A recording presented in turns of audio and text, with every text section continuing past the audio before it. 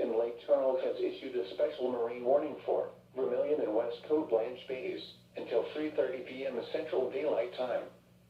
At 2:57 p.m. Central Daylight Time, a strong thunderstorm was located near Vermilion Bay, moving west at 30 knots. Hazard, wind gusts 34 knots or greater. Source, radar. Impact, small craft could be damaged and briefly higher winds and suddenly higher waves. Locations impacted include Vermilion Bay. Frequent lightning is occurring with this storm. If caught on the open water, stay below deck if possible. Keep away from ungrounded metal objects.